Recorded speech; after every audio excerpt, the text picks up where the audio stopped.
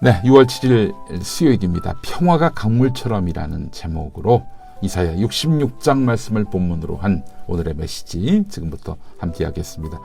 여러분, 1953년 6월 10일은 한국 기독교 장로회가 생긴 날입니다. 대한예수교 장로회에서 갈라져 나왔는데요. 올해 70년이 되는 해이고 6월 10일은 70년 되는 날입니다. 그래서 한국 기독교 장로회 총회가 오는 금요일 6월 9일 낮 2시 분당 한신교회에서 새역사 70주년 기념예배와 선교대회를 엽니다. 우리 교우 여러분 모두 참여하시면 좋겠습니다. 기장교인이면 누구나 다 참여하실 수 있어요. 네, 함께 하시면 좋겠습니다. 징기스칸 잘 아시죠? 징기스칸이 했던 말입니다. 성을 쌓는 자는 망하고 길을 내는 자는 흥한다. 예, 성을 쌓는다는 게 뭡니까? 수성한다는 의미도 있는 거죠. 성을 쌓고 누구도 들어오지 마라 하면서 들어올 사람들은 그 검문을 받아라 이런 거죠. 그러나 성을 쌓으면 배타적으로 바뀌지만 길을 낸다는 건 뭡니까? 여기저기 간다는 거 아니에요? 많은 문물을 만나고 많은 사람을 만나는 거 아닙니까? 그런 사람은 흥한다는 거예요. 예. 자, 이사야 66장 7절에서 13절 말씀을 지금부터 읽도록 하겠습니다. 시온은 진통이 오기 전에 해산한다. 해산의 고통이 오기도 전에 아이를 낳는다. 누가 이런 일을 들은 적이 있느냐? 누가 이런 일을 본 적이 있느냐? 나라가 어찌 하루에 생길 수 있으며 민족이 어찌 한순간에 태어날 수 있겠느냐? 그러나 시온은 진통이 오자마자 아이들을 낳았다. 바로 내가 아이를 모태에서 나오게 하거늘 어찌 내가 아이를 낳게 할 수 없겠느냐? 주님께서 말씀하신다. 아이를 낳게 하는 이가 나이거늘 어찌 내가 아이를 못 나오게 막겠느냐? 너희 하나님께서 말씀하신다. 예루살렘을 사랑하는 사람들아, 그 성읍과 함께 기뻐하고 즐거워하여라. 예루살렘을 생각하며 슬퍼하는 사람들아, 너희는 모두 그 성읍과 함께 크게 기뻐하여라. 이는 너희로 하여금 위로를 주는 예루살렘의 품에서 젖을 빨아 배부르게 하고 또 너희로 하여금 풍요한 젖을 빨아들여 기쁨을 누리게 하려 함이라. 주님께서 이렇게 말씀하신다. 내가 예루살렘의 평화가 강물처럼 넘치게 하며 문 나라의 부귀 영화가 시냇물처럼 넘쳐서 흘러오게 하겠다. 너희는 예루살렘의 젖을 빨며 그 팔에 안기고 그 무릎 위에서 귀여움을 받을 것이다. 어머니가 그 자식을 위로하듯이 내가 너희를 위로할 것이니 너희가 예루살렘에서 위로를 받을 것이다. 아멘. 이 구약시대의 예언자를 보니까 한 14명 됩니다. 그 중에 왕족 가문이 3명. 이사야, 다니엘, 그리고 스바냐. 제사장 가문이 한 3명. 예레미야, 에스겔, 스가랴 등이 있습니다. 6명이고요. 나머지 8명은 직업이 알려지지 않고 있는데 아마도 미가와 아모스는 농부가 아니었겠는가 하는 그런 추정은 가능합니다. 절대 다수가 이렇다 할 사회적 신분을 갖지 못했습니다. 하나님은 누구를 예언자로 쓰겠습니까? 하나님은 누구를 예언자로 씁니까? 자기 말을 전할 수 있으려면 누구를 당신의 대변인으로 세우겠습니까? 마음 청결한 사람 아니겠습니까? 마태복음 5장 8복에서 마음 청결한 사람은 어찌 된다고 했습니까? 하나님을 볼 것이다. 이렇게 말하고 있지 않습니까? 예수님께서. 이사야는 사실 다 망해가는 나라지만 어쨌든 귀족 출신이란 말이죠. 그럼에도 불구하고 마음이 청결했습니다. 참 이러기 쉽지 않아요. 물론 오늘 이사야 66장은 북이스라엘 시대를 살면서 곧 나라가 망할 수 있으니 너희는 회개하라 이렇게 말했던 그 이사야는 분명히 아닐 것입니다.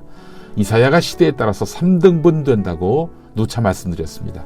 1장부터 39장까지가 그 이사야고요. 40장부터 55장까지는 이 이사야인데 이때는 바벨론의 포로로 잡혀갔던 시기이고요. 그리고 56장부터 오늘 본문이 있는 66장까지는 제3 이사야입니다. 바벨론에서 돌아온 이후입니다. 그러나 3 이사야에서는 1 이사야, 2 이사야에서 가르친 대로 하나님이 고난 끝에 복을 주신다. 이런 약속을 똑같이 합니다. 바벨론에서 돌아왔지만 여전히 이스라엘은 갈등과 대립, 고통 가운데 있었습니다. 자, 이럴 때 제3 이사야는 평강을 강같이 문나라의 영광을 넘치는 시내같이 주겠다라고 말합니다. 여기서 많이 들어본 말씀 아닙니까? 아모스 5장 24절에 나와 있죠. 너희는 다만 공의가 물처럼 흐르게 하고 정의가 마르지 않는 강처럼 흐르게 하여라.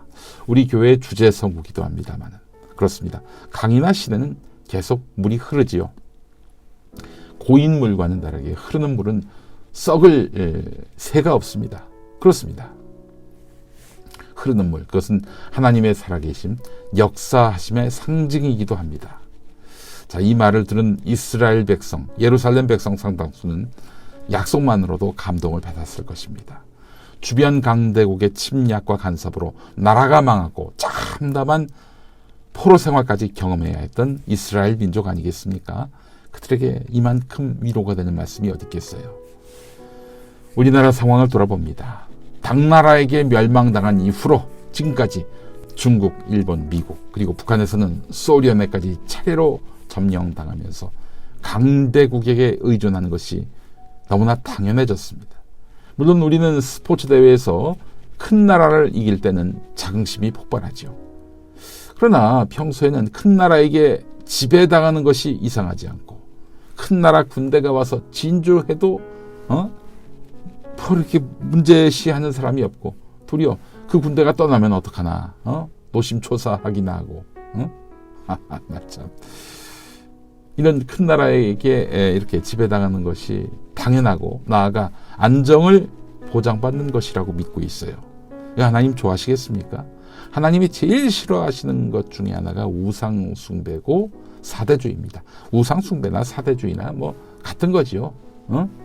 큰 것에 대해서 의존하는 것, 하나님 대신 다른 것에 의존하는 것, 그게 우상 숭배고 사대주의 아닙니까? 나 이외에 누구에게도 고개를 조아리지 말라라고 하신 하나님 아니십니까? 말씀과 삶이 말합니다. 경제적으로 급성장해서 경제 선진국에 진입했고 문화적으로도 한류 열풍이 계속되고 있는데 하지만 여전히 우리 민족은 분단 체제 속에서 전쟁과 폭력의 위험한 악순환의 고리에 붙들려 있습니다. 사소한 국지적 분쟁이 불씨가 돼서 온 민족과 국토가 초토화될 수 있는 종전이 아닌 정전. 여러분 지금 우리가 종전 상태인 줄 아는 분들이 있는데 그렇지 않습니다. 정전. 쉴 정자에서 정전이에요. 전쟁이 잠시 중단된 상태가 우리의 현실입니다.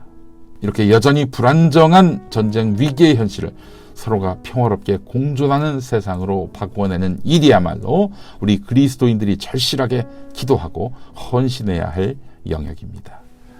모두가 사대주의, 의존주의에 머물 때 역사를 알고 민족을 알고 하나님을 아는 그리스도인은 분단을 타파하고 그릇된 힘의 논리를 또한 배격하고 진정한 힘의 원천이신 창조주 하나님을 믿고 나가야 하겠습니다. 분단을 깨부수지 못해서 하나님께 악한 종으로 낙인 찍히지 않는 우리 책임있는 주의 백성이 됩시다. 함께 기도하시죠. 주님, 우리 한 사람 한 사람 하늘의 평화를 누리게 하시고 그 감격과 능력에 힘입어서 평화의 공동체를 이루게 하옵소서. 우리 한국 기독교 장로회가 우리 벙커원 교회가 이 나라와 민족 온 인류 공동체를 샬롬 평화의 세상으로 변화시켜 나가는 거룩한 공동체로 새롭게 출발하게 하옵소서. 예수님의 이름으로 기도합니다. 아멘. 네, 오늘 찬양은요 희년을 향한 우리의 행진입니다. 류영선 선생님이 만든 노래인데 류영선 선생님과 함께 기독 노래 운동을 펼쳤던 분이 바로 주현신 목사님 아니십니까? 예장통합 목사님이신데 과천교회를 담임하고 계시죠. 과천교회 호산나 중창단의 희년을 향한 우리의 행진 함께 하시겠습니다. 한국 기독교 장로회 총회 교육국에서 만드는 말씀과 삶, 여러분 구독하고 계십니까? 구독하시면 편합니다. 한 권당 2,000원밖에 안 돼요. 이 귀한 말씀을 잘 소중하게 그리고 내실 있게 담은 말씀과 삶을 가까이 하시면 어떨까요? 자, 6월 8일 목요일 아침에 인사드리겠습니다. 고맙습니다.